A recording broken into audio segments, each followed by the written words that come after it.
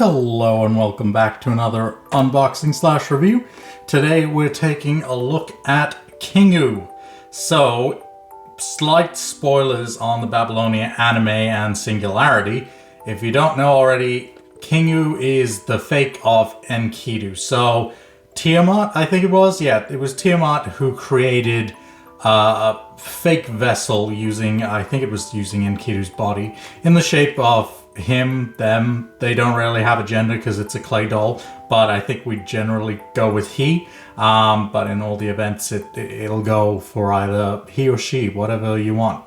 So yeah, Enkidu was then used to create Kingu, which is basically a servant of Tiamat, the beast of something, I forget.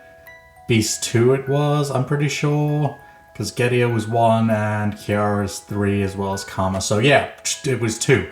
The second beast of humanity.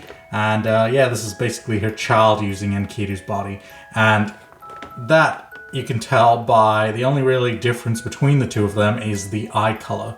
So Kingu's eyes are gray, whereas Kingu's eyes are purple, where Enkidu's eyes are gray. I'm pretty sure it was grey at least. So I don't know what Good Small's plan is, if they ever plan on releasing Enkidu at all, because essentially they'll both look the same and do the same stuff, but they might do something similar to the faceplates with Saber and Scarhawk, where they just release faceplates for Enkidu, kind of like the Rio faceplates that they got. So yeah, here we go. Here's all the parts. I really like that one. That one looks badass. It's very green, but the lighting doesn't really show it off too well. Everything's coming off slightly yellow. It's a very kind of like highlighter-y green. So let's take a look. Oh, also I was watching someone's video the other day, right? And she opened the Nendoroid box from the bottom, and I was like, huh, why is she doing that? And then suddenly it clicked. The instructions are down there, so if you open it up from this side, you'll always get the instructions first. So in theory, that's probably the right side, but then why do they put this here? I don't know. But I like to keep it this way because I display this side of the box, so I don't want to have tape there. Although at the rate I'm going, I'm going to need to find somewhere else to keep my boxes, because not enough space as always. Let's actually, we'll pull this thing out while we're at it, because I will probably end up using that. I like it a lot. What can I say? Alright. I'm still waiting for Enkidu to show up in FGO for me. I've tried rolling for him here and there, but to no avail. And that tore off pretty cleanly, surprisingly. Dang. Good job, me. Thanks, me. Alright, let's put this back in there. Come on. Nice and gently. There we go. Closing that. Boop, boop, boop, boop. And boop. Done. Alright, let's take a look at these instructions, see what we're working with.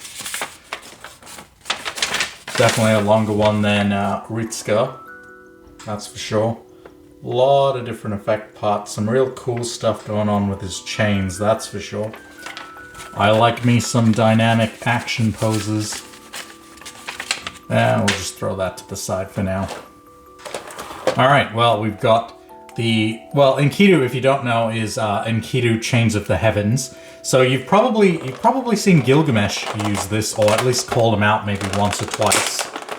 In, like, the Dean adaptation, I think. He might have mentioned Enkidu by name. But these chains right here, which... Oh god, there they go. Hold on. Technical difficulties. So these chains here are actually part of Gilgamesh's lineup. Enkidu was Gilgamesh's best and only friend in his lifetime. So when Enkidu died, he ended up using Enkidu's Chains of Heavens because Enkidu was created to destroy Gilgamesh, essentially, but ended up teaching him humanity as well as gaining his own humanity through someone else that apparently looked like what he does now. So he took her face. So yeah, after Enkidu passed away, Gilgamesh ended up using his chains in his Gate of Babylon. Hence, this here is his Gate of Babylon. So that is super duper neat. I like the chains, they're very cool looking. They're not actual chains, they're just plastic. So you can't mold them as you want. But I dig it anyway. They're at a good angle. That's what I want in life, good angles. Alright. Over here, let's pull them out. Get all this plastic off you. I'm probably going to keep calling you Enkidu because that's what I'm used to. Rather than Kingu. I'm sure someone's already gone and made a custom for the right eye color here. He does have this cool little like necklace thing. I don't really know what it is, but it looks cool. And he is only just wearing this like loosely fitting thing. He does have, it seems like pants, ties. Oh, nope, that's not what I want. Pants tight. Let's see. Come on. Okay, maybe not, but there you can see his pants are strung up over there under his little dress thing. Nice little detail, I guess, if you really wanted to know. Okay. And he's got this evil smug grin to him. Love it. Very nice. I guess you could probably make a C2 kind of Nendoroid off this as well. I don't think she has one. I don't think they made Code Geass ones at all, and if they did, I need to get them. Alright, we'll put you back for now. Then we've got this super duper angry looking face here for when he's fighting. And then, like, towards the end when he starts to feel remorseful and grow a conscience, here is the sad looking face. And then down here, what do we have? Let's see. I won't really pull this out, but it's essentially just the one where he's kneeling and a couple of extra hands. So let us get into some poses. Alright, first pose is the sad looking remorseful face. Nothing really much, you just switch out the faceplate and then keep him as he is. Hold on, wait a second. Whoa, the feet are on ball joints. Okay, that I was not expecting. So ironically, the legs are not on ball joints, but his feet are. What was the decision process behind that? Like, alright, I won't question it. I like ball joints wherever possible, as long as they're not seen, because Good Smile does it well. There we go. Nice and straight, kinda. Good enough. But here we go. Remorseful faceplate on the regular body. It's very simple. Yeah, just switch out the faceplate. That's it. That's really all there is to it. And then play with his ball joint feet if you wish. But yeah, simple, easy to do. Let's move on to pose number 2. Alright, second pose really isn't Enkidu. I more so just wanted to show this off. You can imagine him floating there, pointing his hand if you really want. You know, just like, pew. I mean, wrong angle, but let's see. We do a bit of this. Twist that around. There we go. That looks like he's doing it.